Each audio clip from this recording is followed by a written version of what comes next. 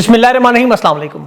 मैं हूं सैबी काज़मी, आप देख रहे हैं फेसबुक और यूट्यूब। 5 नवंबर बुध के दिन का ये दूसरा वीलॉग आपके सामने अहम खबरों के साथ। एक्सटेंशन की तार इस वक्त जलने लगी है। फील्ड मार्शल की दौड़ें शुरू, कभी वज़ीर आज़म हाउस, कभी जाती उम्रा, कभी किधर मुलाकातों पे मुलाकातें। और कल अडयाला जेल में भी मुलाकातों का दिन है। वज़ीर आला खैबर पख्तूनख्वा सुहेल अफरीदी का जाने का फैसला, मुलाकात होगी या नहीं। आज कौमी असम्बली में बड़ी दबंग एंट्री मारी है सुहेल अफरीदी ने, अहम इजलास में शिरकत भी थी। और 27वीं तरमीम पर नामंजूर का नारा, सूबे की खुद मुख्तारी के दिफा पर मुज़ाहमत का ऐलान। और 27वीं तरमीम में मुलाकातें भी धड़ाधड़, मौलाना के 3 वोट लाजमी करार, मौलाना के रेट में इजाफा। और इसमें भी क्या मामला है, और इंतहाई खतरनाक तरीन सूरत हाल मईशत के हवाले से। पाकिस्तानी सासों के बाद अब 24 सरकारी इदारे बेचने जा रहे हैं। SIFC को शदीद तरीन धचका, नुकसान इन्वेस्टमेंट आने की बजाय $1 अरब कतर का भी निकल रहा है। और अफगानिस्तान पाकिस्तान के मुज़ाकरात में इसहाक डार की अफगानिस्तान वज़ीर ख़ारजा के बारे में बातें झूठी करार दी, 6 बार कॉल करने का बयान मुस्तरद। डॉक्टर आफिया के वकील का शदीद तरीन खतरे में, पाकिस्तानी इस्टेब्लिशमेंट पर इल्ज़ामात।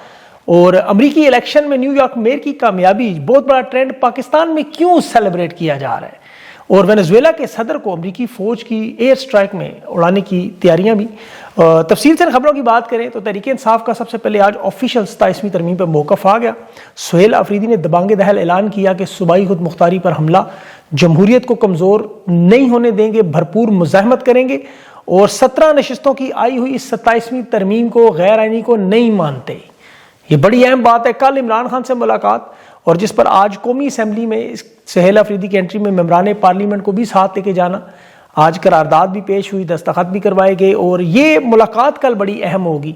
अब देखना यह कि ये मुलाकात होने देंगे या नहीं, क्योंकि यहाँ पर एक जो सबसे अहम मामला अभी तहरीक इंसाफ के ऑफिशियल मीडिया पे आप देखें जो ट्वीट्स हो रही हैं, उसमें बाकायदा इमरान खान के पैगाम को, जो आसिम मुनीर को तारीख का जालिम तरीन डिक्टेटर और ज़हनी मरीज़ कहा गया, कुर्सी की हवस में निज़ाम अदल की तदफीन, नए तबादलों और कोर्ट्स के ऊपर, अदालतों के ऊपर, मातहत अदालतों को कंट्रोल में लाना, सूबाई खुद मुख्तारी और 18वीं तरमीम की वापसी, NFC को ख़त्म करना, सिविलियन बालादस्ती को दफन करना, और आर्टिकल 243 के ज़रिए अस्करी इदारे की बाकायदा आइनी बालादस्ती, यानी मुंतखब हुकूमत मातहत। और ये बाकायदा फील्ड मार्शल की बजाय चीफ मार्शल एडमिनिस्ट्रेटर का होता। ये कह रहे हैं ज़हनी मरीज़ नामंजूर और एक्सटेंशन नामंजूर जो इस वक्त बहुत मकबूलियत से चल रहा है, उस पर कानून के माहिर जो एतजाज़ एहसन है, उन्होंने भी आज बड़ी अहम बात की कि अदालतों को इस तरह कंट्रोल करने की कोशिश है कि जो कुछ फिर आर्मी चीफ के वही हो। और जिस तरह जनरल बाजवा के साथ डील थी 2 एक्सटेंशन की, जिसमें नवाज शरीफ तैयार था कि सुबह नाश्ते के बाद एक्सटेंशन के लिए वोट देना। अब 27वीं तरमीम की तैयारी में नून लीग के रहनुमाओं अरकान को मुतहरक किया जा रहा है। और मुलाकातें इनकी धड़ाधड़, जो ख़ास तौर पर मौलाना फजल रहमान और ANP के 3 मेंबरान के वोट सेनेट में, क्योंकि सेनेट में अभी तक 2/3 मुकम्मल नहीं है। और मौलाना ने जो आज बयान दिया कि बिलावल ने इम्तहान के पर्चे को पहले ही आउट किया, अब सही आउट किया या गलत ये वक्त बताएगा, लेकिन मौलाना वज़न बढ़ाने की कोशिश कर रहे हैं, सियासी वज़न मेरा वाला है। उसमें एहतजाज में तहरीक इंसाफ की शिरकत के लिए मुज़ाकरात भी कर रहे हैं। और साथ जिस तरह 27वीं तरमीम में मौलाना ने 26वीं में वारदात की, वो कहीं वारदात ना हो। क्योंकि पीपल्स पार्टी तो देखिए मोहसिन नकवी, आसिफ जरदारी का मुंह बोला बेटा है, वो ये तरमीम 3 महीने तैयार करता रहा। और दूसरा बेटा माफ़ कीजिएगा बिलावल, जिसने अभी 6 नवंबर इजलास में CEC में वारदात करनी। अब होगी इनकी मंजूरी, ज़ाहिर है मौलाना भी इस दौरान अपने मुतालबात मनवाने की कोशिश करेंगे जो 26वीं तरमीम में वादे पूरे नहीं हुए। अब शहबाज शरीफ की जो आज वज़ीर आज़म हाउस में फील्ड मार्शल से मुलाकात हुई, ये जाती उम्रा में नवाज शरीफ के साथ जो मुलाकात थी, उसके बाद इनकी दूसरी बड़ी मुलाकात। और इसमें एक बड़ी अहम इंटरेस्टिंग पेश जो हुई है वो तहरीक इंसाफ को ऑन बोर्ड लेने की। इन्हें समझाएं कि फ़ौज पाकिस्तान को मजबूत करें, पाकिस्तान का दिफा मजबूत करें, आइनी तरमीम पर एतमाद करें, हम दरमियानी रास्ता निकालेंगे, सुहेल अफरीदी का खैर मकदम करेंगे। और कोशिश इस वक्त सिर्फ एक ही हो रही है कि ये जो नवंबर का महीना ये किस तरह अमन सुकून से गुजर जाए, ये कोई बड़ा एहतजाज तहरीक इंसाफ ना कर जाए। क्योंकि देखिए इसमें 3 बड़ी रिटायरमेंट्स हैं, एक नहीं। 27वीं तरमीम तो अपनी जगह पे है। इसके अलावा पाकिस्तान अफगानिस्तान के मुज़ाकरात भी हैं, अब्राहम अकॉर्ड मुआहदे में शमूलियत का फाइनल मरहला भी 18 नवंबर, गजा में अमन फौज भेजने का भी अहम पेशरफ्त है। और आर्मी चीफ की जो तैनाती है, देखें ये चीफ मार्शल एडमिनिस्ट्रेटर के तौर पर अमीर बाज साहब ने भी एक ट्वीट बड़ी ज़बरदस्त की मुशर्रफ के हवाले से, कि मुशर्रफ से किसी इसी तरह इदारे ने पूछा, नुमाइंदे ने इंटरव्यू में, कि ये चीफ एग्जीक्यूटिव का होता तो कंपनियों का होता है कॉर्पोरेट सेक्टर में, आपने क्यों उधर रखा? तो वो अब चूंकि मुनाफकत नहीं कर रहा था, डरता भी नहीं था किसी से, वो कहता था मैं डरता शरता नहीं हूँ। اس نے صاف صاف کھل کے کہہ دیا کہ میں اگر چیف مارشل آرٹ ایڈمنسٹریٹر کو عہدہ رکھوں تو لوگ ڈر جائیں گے, وہ مجھے عامر سمجھیں گے, ڈکٹیٹر سمجھیں گے. مشرف نے آنے والوں کو ایک راستہ دکھایا کہ فینسی زبردست قسم کے عہدوں کے نام رکھ دو, سی او ڈی رکھ لو, فیلڈ مارشل سے ڈی جی, سی او پی ڈی, اس طرح کے نام رکھ لیں, لوگوں کو سمجھ ہی نہ آئے. اصل کام ہے مارشل آرٹ ایڈمنسٹریٹر, جو ایوب خان, ضیاء الحق, مشرف, اور اب آپ کو اسی طرح معاملہ نظر آ رہی ہے. عہدے اسی لیے ہوتے ہیں, اب اس میں بڑے بڑے فیصلے کرنے ہیں. کون سے؟ مثلاً اب معیشت کے حوالے سے 24 ادارے بیچنے, معدنیات کے ٹھیکوں کا فیصلہ ہے, اس میں بہت لمبا چوڑا کمیشن ہے. آج خود وزیر خزانہ نے جو اعلان کیا نا کہ ہمیں فوج کے اخراجات پورے کرنے ہیں اور اس کے لیے ہمیں سرکاری اخراجات کم کرنے ہوں گے, یعنی یہ سرکاری ادارے بیچنے ہوں گے. آپ دیکھیں کہ حکومتی مشینری وزراء 27ویں ترمیم پہ جو زور لگا رہے ہیں, ایک ہاتھ میں ان کے سٹک ہے چھڑی, دوسرے ہاتھ میں کیرٹ, گاجر اور چاکلیٹ کہہ لیں. یہ دھمکیاں دینے نکل رہے ہیں, دلاسے بھی دے رہے ہیں, اور شہباز شریف فرنٹ سے لیڈ بھی کر رہا ہے. تمام سیاسی جماعتوں کو اکٹھا بھی کرنے کی کوشش کر رہے ہیں کہ 27ویں ترمیم میں حمایت سے ہو سب معاملہ. مولانا, اے این پی, سب کو اکٹھا کرنا, بلاول, محسن نقوی, فیصل واوڈا, یہ سب کو متحرک کیا گیا ہے جیسے 26ویں ترمیم میں کیا گیا تھا. اور اس میں جو باقاعدہ اسٹیبلشمنٹ کی طرف سے دھمکیاں تو دی جا رہی ہیں کہ اسلام آباد آئے تو پھر ہم کالعدم بھی قرار دے دیں گے, بین بھی کر دیں گے لبیک پارٹی کی طرح, اور پھر خیبر پختونخوا میں گورنر راج بھی لگا دیں گے. اس کا تو اس ویلا فریدے کا جاؤ جو کرنا ہے کر لو. یہاں میں آپ کو بڑی انٹرسٹنگ خبر جو قطر سے یہ جو آصف زرداری کی ملاقات ہو رہی ہے, دیکھیں ویسے تو یہ جو زرداری کی ملاقات قطر میں ہوئی بڑی, اس میں 3-4 پوائنٹ تھے بڑے اہم. ایک تو امیر قطر نے ان کو ٹھیک ٹھاک ڈانٹا ہوگا, کیونکہ دیکھیں جو بیانات اسحاق ڈار نے مذاکرات پہ دیے کہ جی 6 دفعہ افغان وزیر خارجہ نے کال کی, جس پہ افغان وزیر خارجہ نے کہا یہ تو جھوٹ بول رہا ہے, پھر قطر کو شکایت لگائی کہ انہیں سمجھاؤ زہریلے بیان بند کرے. ایک تو یہ معاملہ ہو گیا. دوسرا, قطر کا کردار آپ سمجھیں, یہ دنیا کا واحد ملک ہے جو مشکل ترین پیچیدہ ترین معاملات میں مذاکرات کا ماہر ہے. افغانستان کے نیٹو اور امریکہ کے ساتھ مذاکرات انہوں نے کرائے, انخلا کروایا. آج بھی افغانستان پاکستان کے مشکل ترین مذاکرات یہ کروا رہے ہیں. اب امیر قطر کا عمران خان کے ساتھ بڑا گہرا تعلق رہا ہے, یہ یاد رکھیے گا, اور مجھے میرے پاس بہت ساری انفارمیشن بھی ہے جو میں شیئر نہیں کر سکتا, لیکن اس سیاسی صورتحال میں اگر کہیں مذاکرات ہو سکتے ہیں تو قطر اس کے لیے تیار ہے. یہ میں آپ کو بڑی اہم انفارمیشن دے رہا ہوں. قطر نے یہ باقاعدہ طور پر پہلے بھی پیشکش کی تھی کہ عمران خان سے معاملات حل کرنے کے لیے ثالث بننے کے لیے تیار ہے. اب اس پہ اسٹیبلشمنٹ کی طرف سے جواب تھا کہ عمران خان جو ہے وہ مذاکرات نہیں کرنا چاہتے. یہ ہمیشہ یہ تاثر پیش کرتے رہے, اور حالانکہ وہ یہ نہیں بتاتے کہ عمران خان کے ہم کیسز نہیں لگا رہے, عمران خان کو کہتے تنہائی میں رکھا ہوا ہے, عمران خان سے مظالم ہو رہے ہیں. اب یہ سب کچھ جو 26ویں ترمیم کے بعد آپ دیکھیں جیسا کیسز دبائے گئے, اب 27ویں میں ان کی یہی واردات ہے کہ ان کیسز کو کوئی جج سنے ہی نہ, جو سننے کے لیے رانا ثناء اللہ کہہ رہا ہم اسے ٹرانسفر کر دیں گے. لیکن قطر کے ساتھ ان معاملات میں مذاکرات میں یہ پیشکش جو ہے وہ اگر تحریک انصاف کی قیادت غور کرے تو میرے اس ویلاگ سے انہیں پہنچ جائے گی. تو بہرحال میں اس پہ اب زیادہ بات نہیں کرنا چاہتا. اصل معاملہ اس میں کیا ہے, ان تمام وارداتوں کا دیکھیں جو کی جا رہی ہیں ان کا نتیجہ کیا نکل رہا ہے. دیکھیں عمران خان پہ تو الزام لگاتے تھے جی گھر کا سامان بیچ دیں گے, یہ کر دیں گے. اللہ نے آج انہیں کیسا ذلیل و خوار کیا ہوا ہے. آپ پاکستان کے اثاثوں کی اگر حقیقی معنوں میں سنتے ہیں نا, لوٹ مار سیل اکثر لگے ہوتے ہیں بورڈ, کوڑیوں کے بھاؤ, آپ نے محاورہ سنا ہوا ہے. یہ حقیقت میں ہالینڈ کے وزیر خزانہ محمد اورنگزیب کو جیسے اولیکس پہ بیچ دے والا کام ہو رہا ہے. 24 سرکاری ادارے پاکستان کے پرائیویٹائزیشن کے نام پہ بیچے جا رہے ہیں. آپ ان اداروں کے نام سنیں, پی آئی اے کا تو آپ کو پتہ ہے, انٹرنیشنل ایئر لائن جو بھی مانچسٹر گئی اور واپس ہی نہیں آئی, ہاؤس بلڈنگ فائنانس ہے, زرعی ترقیاتی بینک ہے, فرسٹ وومن ہے, اور پاکستان میں جو امریکہ کے جو پاکستان کی $1 ارب کا روز ویلٹ ہوٹل ہے, Pakistan engineering company, Sindh engineering company, utility stores ہے, پاکستان کی بجلی کی تقسیم کے ڈسکو, یہ ڈسکو ناچنے والے نہیں, ڈسٹریبیوشن کمپنیوں کو ڈسکو گئے.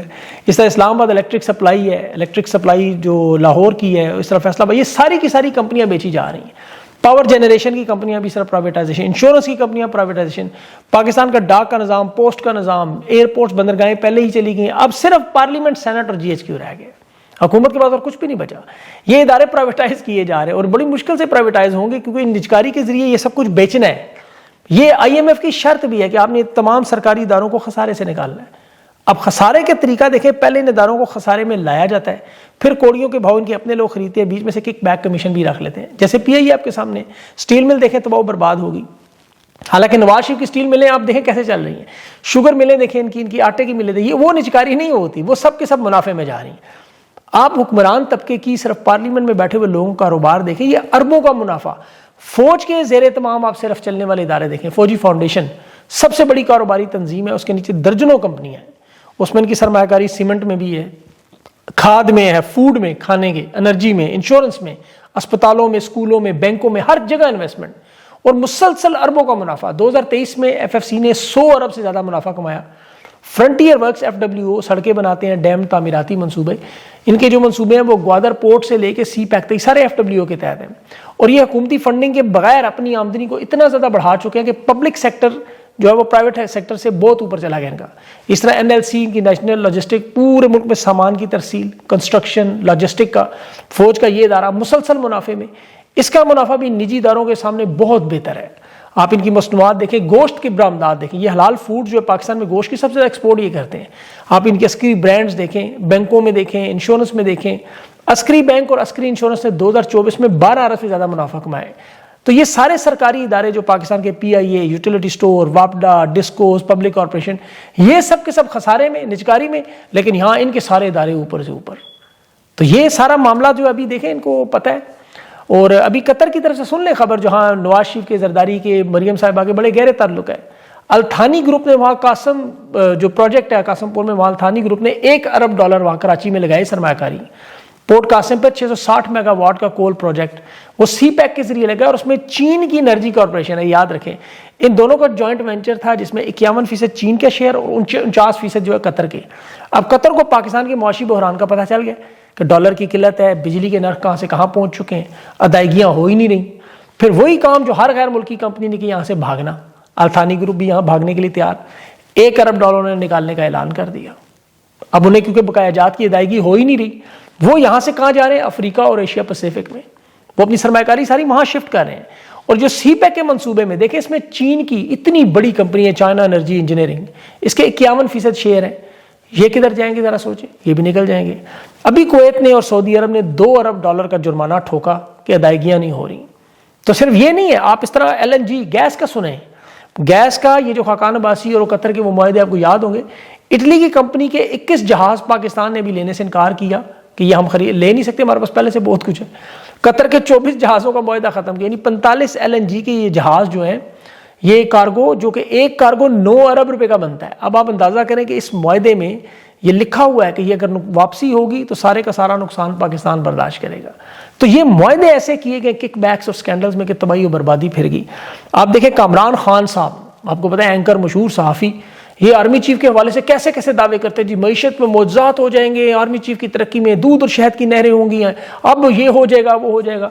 سعودی عرب کو کرتے. اب حالت یہ ہے کہ ان کا اپنا ڈیجیٹل نیٹ ورک نقطہ کے نام سے شروع ہوا, اس میں سے انہوں نے 47 لوگ ریسٹرکچرنگ کے نام پر نکال دیے.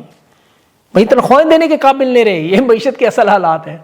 وہ عطا تارا نے کہا جی ہم انہیں ان 48-47 لوگوں کو نوکریاں دے دیں گے PTV میں. ایک طرف خود صحافیوں کے اداروں سے نکالا جاتا ہے کہ مخالفت تنقید پہ, دوسری تنقید جو تعریف کرے یا ان کے لوگ ہوں انہیں نوکریاں دی جاتی ہیں. ویسے تو دیکھیں انہیں چاہیے ان سب لوگوں کو, عظما بخاری صاحبہ کا جو YouTube چینل پنجاب حکومت نے بنایا ہے, پنجاب حکومت کے خرچے پر, جس پہ پاکستانی ماؤں بہنوں بیٹیوں کی جگتیں ہوتی ہیں, ان کا ٹھٹا لگایا جاتا ہے, جنہیں شوق تو میرے خیال میں لاہور سٹیج کا اداکاری کا ہے وہ اس میں پورا کر رہی ہیں, جیسے مریم نواز ٹک ٹاک پنجاب حکومت کا شوق خزانے سے پورا کر رہی ہیں. تو یہ عوام کے پیسوں پہ شوق پورے کیے جا رہے ہیں, ورنہ انہیں تو کوئی یقین کرے گھر میں ان کو مل میں نوکری نہ دے. ان پہ تو حکومتی خرچہ کیسے لگ رہا ہے. مریم صاحبہ تھائی لینڈ گئیں سرجریوں کے چکر میں, اب جا رہی ہیں ایک ہفتے برازیل مریم اورنگزیب کو لے کے. یہ بڑا تاریخی دورہ کہا جا رہا ہے. آپ ذرا گوگل پہ جا کے لکھیں کہ برازیل میں کس قسم کی سرجریوں کے لیے مشہور ہے, کون سی چیزیں اوپر اٹھائی جاتی ہیں, کون سی نیچے گرائی جاتی ہے. میرا پتہ یہ ہونٹ اور یہ جو بھویں شویں اوپر اٹھانا نیچے گرانا یہ بڑا مشہور ہے برازیل اس میں. تو بہرحال ابھی ایک اور خبر اس سے آگے ہٹ کے, ڈاکٹر عافیہ صدیقی کے وکیل, اس نے کی بڑی خطرناک ٹویٹ آئی اسٹیبلشمنٹ کے حوالے سے کہ اس نے برطانوی پولیس کو بتایا کہ اس کے پاس عافیہ صدیقی کے کیس میں جو ریٹائرڈ ISI اور دیگر گواہ ہیں, اس نے کہا میں نے برطانیہ کی پولیس کو بتایا کہ اگر انہیں کچھ ہوا تو اس کا ذمہ دار کون ہوگا, اور اسٹیبلشمنٹ کو لکھ کے کہہ رہا ہے. اور اس کے ساتھ احمد جواد FIA کے سائبر ونگ نے اسلام آباد سے انہیں گرفتار کیا, سابق نیوی کے افسر ہیں. یہ کچھ سال پہلے تحریک انصاف چھوڑ کر نون لیگ میں ماضی میں شامل تھے. نواز شریف کے پہلے دور میں یہ شہباز شریف کا فوکل پرسن بھی تھے, اختلافات ہوئے, پھر استعفیٰ دیا انہوں نے. پھر جب مشکل وقت تحریک انصاف کا ہے تو یہ شخص بڑی کھل کے ظلم کے خلاف بولتا رہا, اور اب یہ کافی غیر فعال تھے سیاسی معاملات میں, لیکن انہیں اٹھا کے پھر بھی لے گئے. اب دیکھیں کہ شہباز شریف کے دور میں تحریک انصاف کو رگڑا بھی لگاتے رہے, لیکن انہیں عمران خان نے گرفتار نہیں کیا کبھی بھی. ان کے اوپر پیکا ایکٹ لگا دیا انہوں نے, G13 سے انہیں اغوا گرفتار کیا گیا. اور ایسے ہی علی امین گنڈا پور کے بھی آج آڈیو لیکس میں ناقابل ضمانت وارنٹ ہوئے. لیکن جو اعظم سواتی کے کیس میں جو میں نے آپ کو بتایا FIR ختم ہوئی, یہ بڑا اہم معاملہ ہے, کیونکہ جنرل باجوہ کا نام لے کے کپڑے اتار کے تشدد, کرنٹ اس کی اہلیہ اور اس کی ویڈیو بنا کے اس کے بچوں کو بھیجی گئی. آج ایک چھوٹی سی سیشن عدالت نے باعزت بری کیا. جو جنرل باجوہ کے ظلم اور زیادتیاں یہ سیشن عدالتیں ختم کر رہی ہیں. ایسے ہی آپ کو میں بتا رہا ہوں کہ 6 مہینے بعد گئی کس طرح یہ بدماشی اور طاقت کا کھیل کیسے ختم ہوا. نیو یارک کا میئر جو جیتا الیکشن زہران ممدانی, پاکستان میں بڑی خوشی. ایک تو ظاہرہ مسلمان ہے, فلسطین کی حمایت کرتا ہے, تارکین وطن ہے, ہاتھوں سے دیسی کھانا کھاتا ہے, اردو بولتا ہے صاحب. اور اسے پاکستان نیو یارک کا سہیل آفریدی کہا جا رہا ہے. وجہ کیا ہے دیکھیں کہ وہاں ڈونلڈ ٹرمپ نے سے بڑی دھمکیاں لگائی ہیں کہ میں نیو یارک کے فنڈز بھی روک دوں گا, گرانٹس بھی روک دوں گا, بجٹ بھی روک دوں گا. اور جس طرح اسٹیبلشمنٹ سہیل آفریدی کو دھمکیاں لگاتی رہی, خیبر پختونخوا میں فنڈ نہیں دیں گے, ہم تمہیں پہلے وزیر اعلیٰ بننے نہیں دیں گے, پھر ہم تمہیں روک دیں گے. یہ حوالدار منیف فاروق آج بھی دھمکی دے رہا تھا کہ راستے تنگ کر دیں گے. پتہ نہیں کون سے مطلب بہرحال وزیر اعلیٰ کے یہ سارے معاملات. وہاں ٹرمپ میں اصل میں ان کو لوگوں کو جھلک نظر آتی ہے سہیل آفریدی کی. ڈونلڈ ٹرمپ کی پاکستانیوں کے ساتھ سخت مخالفت بھی ہوگی. ایک تو اس نے فلسطین کے نام پہ دھوکہ دیا, جنگ بندی کا. آج بھی 125 لوگ آج تک شہید ہو چکے ہیں. پاکستان کی ناجائز فارم 47 حکومت تسلیم کی, فیلڈ مارشل کی حمایت کی جو اب چیف مارشل ایڈمنسٹریٹر بن جائیں گے. اور زہران ممدانی کی جیت کو اس لیے بھی سیلیبریٹ لوگ کرتے ہیں کہ دنیا میں دیکھیں جہاں بھی انقلاب کی خبر ہو, جمہوریت کی جیت ہو, مزاحمت کی جیت ہو, ٹرمپ نیتن یاہو جیسے مخالف لوگ خوش ہوتے ہیں, انجوائے کرتے ہیں. اور ظلم اور فسطائیت میں تو دیکھیں ظالم سارے ایک جیسے ہوتے ہیں, یزید ایک جیسے ہیں, ان کا کوئی مذہب, ملک, رنگ و نسل نہیں ہوتا. اسی طرح مظلوموں کا بھی نہیں ہوتا. تو پاکستان میں جس طرح جمہوریت کا کھلواڑ ہوا, زیادتی ہوئی, ووٹ چھینا گیا, اب جب پاکستانی دنیا میں دیکھتے ہیں کہ جب دنیا حق وصول کر رہی ہے, وہ خوش ہوتے ہیں انہیں دیکھ کے, انجوائے کرتے ہیں, کیونکہ اللہ نے چاہا تو انشاءاللہ یہ موقع انہیں بھی ملے گا جلد. اپنے ملک میں بھی اپنا حق اس طرح لیتے ہوئے خوش ہوں گے. یہ اللہ تعالیٰ کا نظام ہے, انشاءاللہ العزیز یہ بدلے گا. اللہ نے کہا ہے وقت کی سب سے خصوصیت یہ سدا ایک سا نہیں رہتا. آج دیکھیں باجوہ کے ظلم, جس طرح اعظم سواتی کا معاملہ ہوا, اسی طرح کی ساری خبریں میں آپ کو بتا رہا ہوں کہ ایسے ایسے یہ ساری چیزیں ریورس ہو رہی ہیں. بہرحال اللہ تعالیٰ پاکستان پہ رحم و کرم کرے. اپنا خیال رکھیں, مجھے اجازت دیں. اللہ حافظ.